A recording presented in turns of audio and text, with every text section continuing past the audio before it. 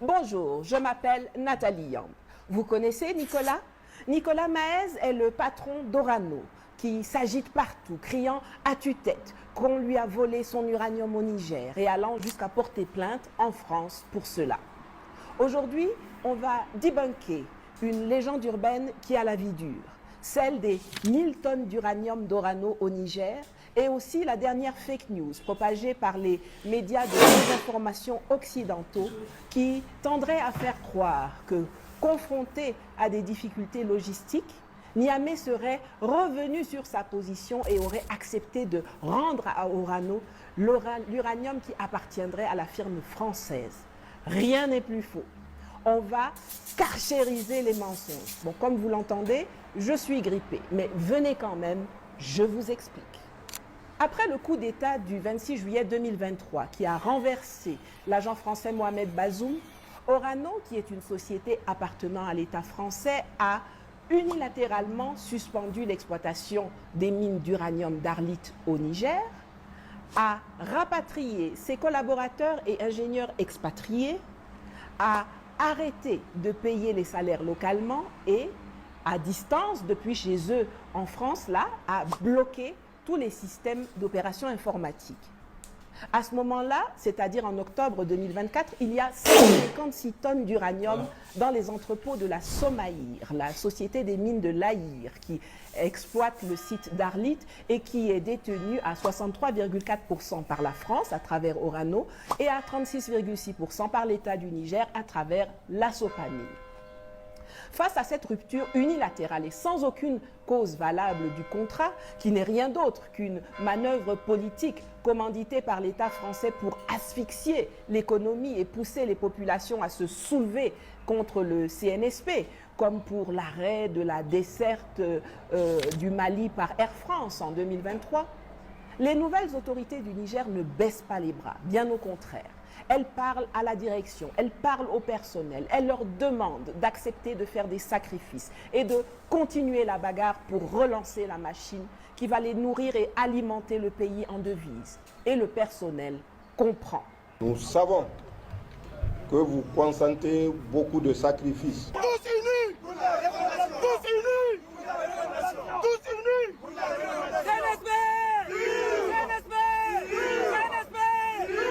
Les autorités souverainistes du Niger, sous la houlette du général Tiani, réussissent à mobiliser de façon imprévue 24 milliards de francs CFA pour les injecter dans la Somaïr après le sabotage de Orano. 24 milliards de francs CFA, c'est 40 millions de dollars. Pour un pays sanctionné de partout, à qui on a coupé l'accès à ses réserves bancaires, l'accès aux transactions, l'accès aérien, l'accès terrestre, l'accès à l'électricité, l'accès aux médicaments, l'accès aux produits de première nécessité, l'accès à tout approvisionnement, c'est une performance phénoménale. C'est ayant fait tous ces efforts, le personnel a fait des efforts, l'État a fait des efforts, le peuple a fait des efforts, qu'ils ont réussi à produire les fameuses 1000 tonnes d'uranium dont vous entendez parler matin, midi et soir par les médias occidentaux et leurs perroquets locaux. En réalité, ils n'ont aucune information sur la quantité que le Niger possède. C'est 1000 tonnes haut, c'est moins haut, c'est plus haut, une chose est sûre. On ne va pas leur faciliter la tâche en disant ce qu'il en est. Qu'ils sachent seulement une chose. Le Niger continue et continuera de produire son yellow cake. Ce que le général Tiani a dit l'autre jour dans son interview masterclass de 5h45, c'est que la seule chose qui concerne les Français, ce sont les 156 tonnes produites alors qu'ils étaient encore là. Là-dedans, ils ont droit à 63,4%. Ça représente 99 tonnes. Le général dit que s'ils veulent, lui-même, il paie le transport pour leur envoyer ça. Quel gentleman! Voilà ce que je peux dire par rapport à l'uranium. Il est nigérien. Le Niger a investi. La France a ses 63,4% de 156,231 tonnes. S'ils veulent demain qu'on leur envoie ça, nous payons nous-mêmes le transport pour leur envoyer ça parce qu'ils étaient là au moment où ça a été produit. Mais tout ce qui a été produit par la suite est nigérien et restera nigérien, Inch'Allah. Pour le reste, la France n'aura pas une tonne, pas 1 kilo, pas 1 livre, pas 1 gramme, pas une poussière de plus. Tout ce qui a été et continue d'être produit au-delà des 156 tonnes est entièrement et uniquement la propriété du Niger et de son peuple. D'autant plus que la Somaïr a été officiellement et légalement nationalisée en juin 2025 suite à la défection malveillante de Orano en octobre 2024. Malveillante puisque la suite, comme je viens de vous l'expliquer, a prouvé que les prétextes avancés par les Français pour suspendre les opérations étaient farfelus, mensongers et découlaient d'une volonté d'ingérence coloniale dans les affaires internes du Niger.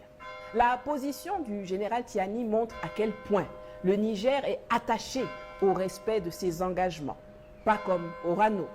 Ceci est rassurant pour les investisseurs internationaux. En toute confidentialité entre vous et moi, chut, ne le dites à personne. Si c'était moi qui devais décider, je ne ferais pas comme ça. Si c'était moi, on procéderait d'abord à un audit. Est-ce que Orano a rempli ses obligations contractuelles? Genre renouvellement des outils de production, paiement de tous les impôts et taxes, déclaration des vrais volumes, transfert de compétences et surtout, est-ce que Orano a tenu ses engagements environnementaux? La réponse est non, puisqu'ils sont même allés déverser des produits radioactifs dans des écoles, dans des décharges publiques et même à l'air libre, contaminant des milliers de personnes. Mais comme on dit chez moi, tout près n'est pas loin. Les procès pour ces crimes arrivent.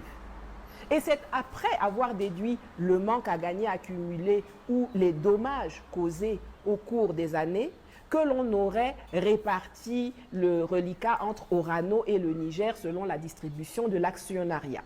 Peut-être qu'il serait resté quelque chose pour Nicolas et Emmanuel à Paris, ou alors peut-être que c'est eux qui nous devraient quelque chose. Mais bon, ça, c'est seulement si c'était moi au...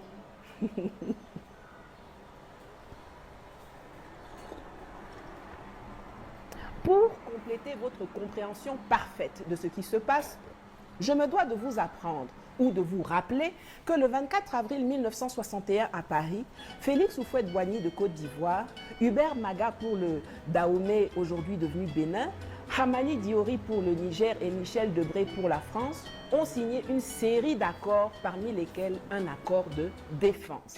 Cet accord a 2 annexes. La première instituant un conseil régional de défense, la deuxième concernant la coopération dans le domaine des matières premières et des produits stratégiques. C'est celle-là qui va nous intéresser, parce que c'est elle qui est à la base du comportement de Nicolas Maez, d'Emmanuel Macron, de l'armée française et de tous les acteurs de la France-Afrique d'hier et d'aujourd'hui. Que prévoit cette annexe? Afin de garantir leurs intérêts mutuels en matière de défense, les parties contractantes décident de coopérer dans le domaine des matériaux de défense dans les conditions définies ci-après. Article 1er. Les matières premières et produits classés stratégiques comprennent: première catégorie, les hydrocarbures liquides ou gazeux. Deuxième catégorie, l'uranium, le thorium, le lithium, le beryllium, leurs minerais et composés. Cette liste pourra être modifiée d'un commun accord, compte tenu des circonstances. Article 4. La République de Côte d'Ivoire, la République du Dahomey et la République du Niger facilitent au profit des forces armées françaises le stockage des matières premières et produits stratégiques. Lorsque les intérêts de la défense l'exigent, elles limitent ou interdisent leur exportation à destination d'autres pays. Article 5. La République française est tenue informée des programmes et projets concernant l'exportation hors du territoire de la République de Côte d'Ivoire, de la République du Dahomey et de la République du Niger, des matières premières et des produits stratégiques de deuxième catégorie énumérés à l'article 1er. Vous comprenez maintenant? Sur la base de ces dispositions cachées dans une annexe, non pas d'un accord commercial, mais d'un accord de défense, les Français considèrent que nos matières premières leur appartiennent. Et c'est parce qu'ils se considèrent comme propriétaires qu'ils ne veulent même pas nous payer le prix du marché. Et c'est parce qu'aujourd'hui, ils ont face à eux, dans la Confédération des États du Sahel, et notamment au Niger, des gens qui ont déchiré ces accords iniques, qui se sont affranchis des servitudes de ce pacte colonial que vous les voyez s'agiter, hurler, pleurer, crier, se rouler par terre, mentir, menacer, engager des procédures plus farfelues et désespérées les unes que les autres. Les actions de souveraineté engagées par le général Tiani, le CNSP et le gouvernement au Niger font que c'est tout leur modèle économique qui s'écroule. Ce n'est pas parce qu'ils aiment particulièrement Mohamed Bazoum sur le plan personnel qu'ils étaient même prêts à faire une guerre directe en Afrique au XXIe siècle pour le remettre au pouvoir. C'est pour sauver leur système, c'est pour assurer leur survie. Vous comprenez donc pourquoi cette guerre de propriété sera violente et sans merci. Surtout après qu'ils ont obtenu lors de la conférence de la sécurité de Munich il y a quelques jours, la bénédiction de Washington pour venir recoloniser l'Afrique. On écoute le secrétaire d'État américain Marco Rubio, sans oublier que je vous avais prévenu depuis longtemps. This is the path that President Trump and the United States has embarked upon. It is the path we ask you here in Europe to join us on. It is a path we have walked together before and hope to walk together again. For 5 centuries, before the end of the Second World War, the West had been expanding. Its missionaries, its pilgrims, its soldiers, its explorers pouring out from its shores to cross oceans, settle new continents, build vast empires extending out across the globe. But in 1945, for the first time since the age of Columbus, it was contracting. Europe was in ruins. Half of it lived behind an iron curtain, and the rest looked like it would soon follow. The great Western empires had entered into terminal decline, accelerated by godless communist revolutions and by anti-colonial uprisings that would transform the world and drape the red hammer and sickle across vast swaths of the map in the years to come. Against that backdrop, then, as now, many came to believe that the West's age of dominance had come to an end, and that our future was destined to be a faint and feeble echo of our past. But together, our predecessors recognized that decline was a choice, and it was a choice they refused to make. This is what we did together once before, and this is what President Trump and the United States want to do again now, together with you. And this is why we do not want our allies to be weak, because that makes us weaker. We want allies who can defend themselves so that no adversary will ever be tempted to test our collective strength. This is why we do not want our allies to be shackled by guilt and shame. We want allies who are proud of their culture and of their heritage, who understand that we are heirs to the same great and noble civilization, and who together with us are willing and able to defend it.